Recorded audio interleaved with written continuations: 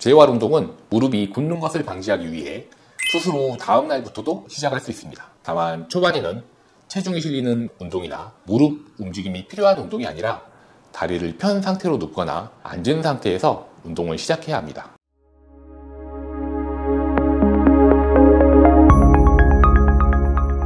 안녕하세요.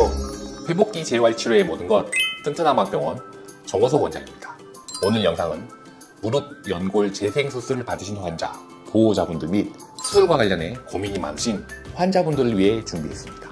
연골은 뼈나 근육과는 달리 혈관, 신경이 거의 없어서 한번 손상되면 회복이 어렵습니다. 특히 무릎 연골은 일상생활 속에서 체중 등의 부하가 지속적으로 가해지기 때문에 회복이 더더욱 어려운데요. 수술을 하더라도 도움이 되는 경우가 한정적일 뿐더러 수술 후 관리가 소홀하면 금방 도루묵이 될 수도 있습니다. 어떻게 관리하면 수술 이후에 많은 호전을 기대할 수 있는 건지 오늘 영상에서 상세하게 알려드릴 테니 많은 힌트 얻어가시길 바라겠습니다. 카티스템 수술, 비싼 만큼 좋나요?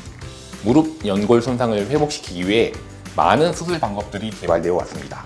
미세 골절술이라고도 부르는 골수 자극 수술이 있고 자가연골 이식술, 자가연골세포 이식술, 그리고 줄기세포 연골 재생술 등의 방법도 있습니다. 가장 최근에 개발된 수술 혹은 가장 비싼 수술이라고 해서 모두에게 다 도움이 되는 것은 아니며 연골 손상 정도나 환자의 연령 등에 따라서 적합한 수술 방법이 달라질 수 있습니다. 미세총공술은 손상 부위의 뼈에 여러 개의 작은 구멍을 뚫어서 골수 줄기세포로부터 연골 재생을 유도하는 수술로 연골 손상이 크지 않은 환자에서 비교적 적은 비용으로 수술이 가능하지만 기존의 유리연골보다는 질 낮은 섬유연골로 대체된다는 단점이 있습니다. 자가골연골 이식술의 경우 신체의 다른 부위에서 건강한 연골을 채취하여 손상 부위에 이식함으로써 유리연골이 그대로 이식되어 내구성이 좋다는 장점이 있습니다. 하지만 이 역시 손상 부위가 크면 시행하기가 어렵습니다. 연골 손상이 중등도 이상이거나 기존 치료로 실패했다면 자가연골세포 이식술이나 줄기세포 치료를 고려하게 됩니다. 자가연골세포 이식술은 환자의 건강한 연골세포를 채취해 배양 후 손상 부위에 이식하는 방법으로 연골 손상이 큰 경우에도 적용 가능하며 거부 반응이 적고 유리연골과 비슷하게 재생되는 장점이 있습니다. 하지만 수술부터 회복까지 시간과 비용 소모는 다소 큰 편입니다. 최근 더 발전된 수술 방법으로는 카티라이프, 카티스템 등이 있습니다. 카티라이프는 환자의 늑 연골 조직을 채취해서 연골 세포를 유리연골에 가까운 구슬 형태로 배양한 뒤 이식하는 수술입니다. 기존 자가연골 세포 이식술에 비해 채취 부위와 배양, 이식 방법을 차별함으로써 연골 재생 품질이 좋고 회복이 빠르다는 장점이 있지만 많은 비용과 함께 두 번의 수술이 필요하다는 단점이 있습니다.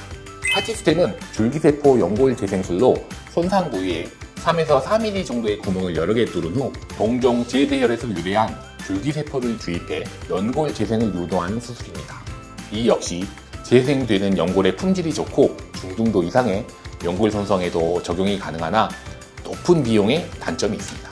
어떤 수술 방법이 나에게 적합한지는 연골 손상의 크기와 정도, 나이 등을 종합적으로 고려해서 정밀검사와 전문의의 판단하에 결정하는 것이 중요합니다. 하지만 환자, 보호자 스스로 수술에 대해 잘 이해하고 계시는 것도 필수적이기 때문에 앞서 말씀드린 특징들을 바탕으로 시간이나 비용적 요소까지도 잘 고려해 보시기 바랍니다. 카티스템 수술 후에 발생할 수 있는 후유증이 있나요? 수술 이후 일정 기간 수술 부위의 통증과 부종이 발생할 수 있습니다. 대개는 수술 후 초기 안정을 잘 실천하면 서서히 호전되지만 간혹 연골 재생이 기대만큼 잘 되지 않는 경우 무릎 통증이나 관절의 움직임 문제 등이 비교적 오래 지속될 수 있습니다. 그리고 드물지만 연골이 재생되면서 정상적인 무릎 연골인 유리연골이 아닌 섬유연골로 재생되는 경우 오히려 무릎 관절이 더 뻣뻣해지고 운동성이 감소할 수 있습니다. 혹은 연골 재생은 문제가 아니더라도 수술 후 무릎 고정을 위한 보조기 착용에 의해서도 근력 약화와 함께 무릎 관절이 굳는 문제가 다발합니다. 이를 예방, 해결하기 위해서는 수술 후 시기에 맞는 단계적인 재활치료가 필수적입니다. 카티스템 수술 후 필요한 재활에 대해 설명해 주세요. 수술 후 첫 2주간은 수술 부위의 안정과 회복에 집중해야 합니다. 이때는 수술 부위 통증을 줄이기 위해 진통제 등을 복용할 수 있고 부종 관리를 위해 틈틈이 냉찜질을 해주는 것이 도움이 됩니다. 그리고 이 시기에는 무릎에 체중 부하가 가해져서는 안 되기 때문에 휠체어로 움직여야 하며 무릎을 편 상태로 고정시키기 위해 계속해서 보조기를 착용해야 합니다. 그리고 무릎 관절이 굳지 않도록 수동적으로 무릎을 구부리는 운동부터 시작하게 됩니다. CPM이라는 기계를 이용해서 무릎을 구부려주게 되는데 초기에는 30에서 40도 정도의 작은 각도부터 서서히 각도를 늘려갑니다. 수동적 운동 중에도 통증이 심하면 즉시 중단하고 개인의 회복 경과에 맞춰 운동 강도를 조절해야 합니다. 수술 후 6주 정도까지 지속적으로 CPM 각도를 늘려가게 되는데 이때까지도 대부분의 시간에 보조기를 착용해서 수술 부위를 보호해 주는 것이 좋습니다. 이동 시에는 휠체어 대신 목발을 이용할 수 있으나 수술한 다리는 발가락만 살짝 땅에 닿도록 하여 체중의 일부만 실리도록 조절해야 합니다. 수술 6주 이후부터는 수동적인 가동 범위 운동을 줄이고 능동적 운동, 근력 운동을 늘려가게 됩니다. 점차 보조기와 목발에 대한 의존도를 줄이고 보행 연습을 시작할 수 있습니다. 카티스템 수술 후 도움이 되는 운동을 구체적으로 알려주세요.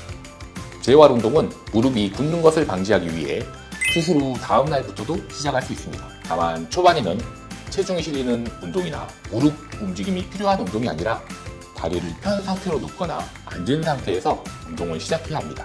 예를 들면 똑바로 누워서 수술한 다리를 쭉 편 상태로 들어올리는 스트레이트 렉 레이즈가 있습니다. 이는 허벅지 근육을 강화하는 데 도움을 줄 수 있습니다. 마찬가지로 보조기를 착용한 상태에서 최대한 다리를 펴고 앉아서 무릎이 땅에 최대한 닿는다는 느낌으로 허벅지 앞쪽을 수축시켜주는 쿼드셋 운동도 허벅지 근육 약화를 예방하는 데 도움이 됩니다. 수술 후 6주 이후부터는 체중 부하를 점진적으로 늘려가며 능동적인 무릎 움직임 증가, 근력 강화를 목표로 합니다. 벽에 등을 기대고 천천히 내려갔다가 올라오는 월싯 운동이나 고정식 자전거 운동 등이 추천됩니다. 정상적인 보행 회복과 일상 복귀까지는 수술 후 3개월 이상 소요될 수 있으며 관절 기능 회복을 위해 스텝업 운동, 레그 프레스 등의 운동을 꾸준히 해주시면 좋습니다. 오늘 영상에서 무릎 연골의 재생 수술과 수술 후 필요한 재활 치료에 대해서 말씀드렸는데요. 재활이 부족하거나 적절하지 않으면 수술은 받았지만 오히려 수술 전보다도 못한 상태로 남을 위험이 있습니다. 수술만큼 중요한 수술 후 재활, 꼭 전문가의 지도와 함께 꾸준히 실천하시길 바랍니다. 이번 영상도 도움되셨길 바라며 추가로 궁금하신 내용이 있으시다면 댓글 남겨주시면 답변드리겠습니다. 오늘도 시청해주셔서 감사합니다. 유익하셨다면 좋아요, 구독 부탁드려요. 감사합니다.